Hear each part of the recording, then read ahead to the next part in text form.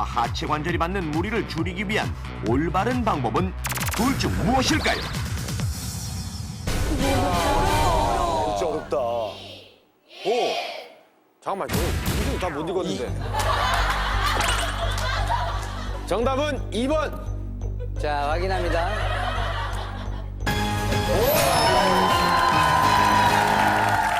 위기 탈출 넘버 1. 올바른 방법은 배낭의 끝단이 골반 위 허리선에 닿도록 배낭을 맨답니다. 가방을 허리 아래로 내려맬 경우 산행 시 하중이 집중되는 하체, 즉 고관절과 무릎, 그리고 발목 관절에 더욱 큰 부담이 가해져 부상의 위험이 높아지므로 무게중심이 하체로 쏠리지 않도록 가방의 끝부분이 골반 위 허리선에 놓이도록 배낭을 매야 허리와 등, 그리고 하체의 무릎과 발목 관절로 하중을 분산시킬 수 있다는 사실. 이어서 세 번째 문제는 뱃살을 빼기 위한 다이어트 운동, 또한 복근을 만드는 근력 운동으로 많은 사람들이 즐겨하는 윗몸 일으키기. 윗몸 일으키기는 누운 자세로 허리를 일으켜 세워 복근 운동의 효과를 최대치로 높이는 동작이 관건인데, 자, 그럼 과연 윗몸 일으키기는 어떻게 해야 허리와 복근 운동의 효과를 최대로 높일 수 있을까요? 둘 중 하나를 택해 주십시오. 나 이거 배웠어. 1번. 1. 힘든 것도 1번이 더 힘들어서 근육이 더 잘 생긴다 그랬어요. 그리고 반쯤만 해야 허리에 무리가 가지 않는다고 배웠거든요. 그쵸? 근데 1번.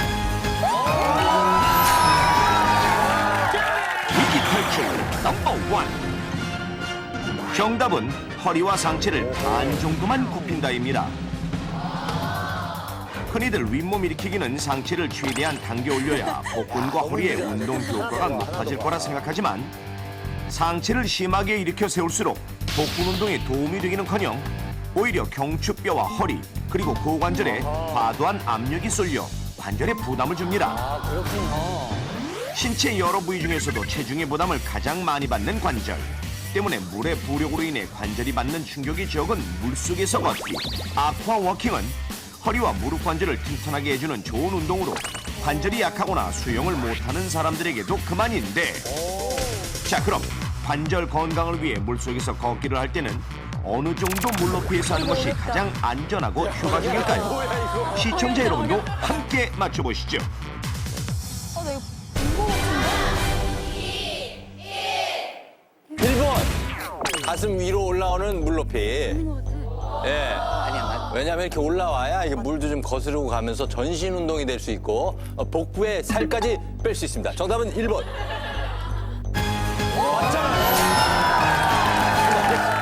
위기 탈출 넘버 1. 가장 효과적인 물의 높이는 가슴선까지 잠기는 물높이입니다. 물속에 서 있을 때 몸에 가해지는 부하는 체중의 약 30%를 감소시켜 체중이 60kg인 사람도 물속에서는 18kg 정도의 무게로 느껴집니다. 또한 물 밖에서 걸을 때는 체중의 두세 배에 달하는 하중이 무릎과 다리 관절에 실리는 반면, 허리까지 높이에서 물속 걷기를 할 경우 체중의 절반, 어깨까지 높이에서는 체중의 8%에 해당하는 충격만 실리는 만큼 걸을 때 무게가 쏠리는 하체의 관절과 허리가 받는 부담을 줄이기 위해선 상대적으로 깊은 물에서 걷는 것이 안전하고 효과적인 운동법입니다. 마지막 문제는 자전거. 신선한 공기를 마시며 자전거를 타는 것도 좋지만 요즘처럼 바깥 기온이 차가워진 때라면 실내에서 자전거 타기를 하는 것이 좋은데, 자전거를 탈 때 역시 어떠한 자세로 페달을 밟느냐가 관건. 무릎을 지나치게 굽힐 경우 무릎 관절에 무리를 준다는 건 누구나 다 아는 사실. 자, 마지막 5번째 문제. 자전거를 탈 때 발목 관절과 허리에 무리를 주는 잘못된 운동 자세는 다음 둘 중 어느 쪽일까요? 어렵다. 어렵다. 야. 잘못된 거 찾는 거죠? 잘못된 거. 짠! 야, 제가 요즘 또 자전거 운동 굉장히 하고 있어요. 여러분, 다리를 곧게 펴서 페달을 밟는 자세는 너무 무리한 근육에 이완을 줘서 오히려 치명적인 나쁜 독이 될 수 있어요. 요만큼도 헷갈리지 않네요.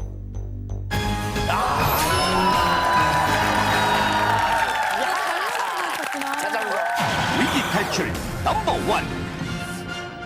자전거를 탈 때 발목 관절과 허리에 부담을 주는 잘못된 자세는 다리를 완전히 편 채 페달을 밟는 자세입니다. 자전거의 안장을 지나치게 높이면 다리와 무릎이 일직선으로 곧게 쭉 펴지고 까치발로 페달을 밟게 되는데 이러한 상태로 반복적으로 자전거를 타게 되면 발목 관절에 힘이 집중되고 허리뼈에도 무리가 옵니다. 따라서 자전거를 탈 때는 발바닥의 중심과 뒤꿈치를 페달 위에 올려놓고 페달을 돌릴 때 무릎이 살짝 구부러지는 30도 정도가 되도록 안장부터 조절해야 관절 건강에 좋습니다. 관절은 우리 몸의 뼈와 뼈가 이어진 부분으로 신체 운동에 있어 매우 중요한 역할을 하는 기관인데 관절을 구성하는 연골과 인대는 생각보다 강도가 약해 잘못된 방법으로 운동을 하다간 연골이 닳거나 인대가 손상되는 등 심각한 손상을 입을 수 있습니다. 더욱이 손상된 관절을 방치할 경우 관절 변형과 관절염 등 큰 병으로 발전될 위험이 있고 만약 수술과 같은 적극적인 치료를 하지 않는다면 정상적인 생활을 하는데도 문제를 일으킬 수 있습니다. 그렇다면 과연 사람들은 제대로 된 방법으로 운동을 하고 있는지 직접 관찰해 보겠습니다. 먼저 안장이 지나치게 높아 까치발로 페달을 밟듯 자전거를 타는 사람들을 어렵지 않게 발견할 수 있었는데요. 아, 높으면 문제 되나요? 전 약간 높은 게 좀 더 나은 것 같은데 탈 때는 높은 게 나은 것 같습니다. 조깅을 하는 시민들의 대다수는 체중을 발바닥 전체에 한 번에 실어 달리는 사람들도 여럿이었습니다. 달리기 하실 때 발바닥이 지면에 닿는 올바른 순서를 알고 계신가요?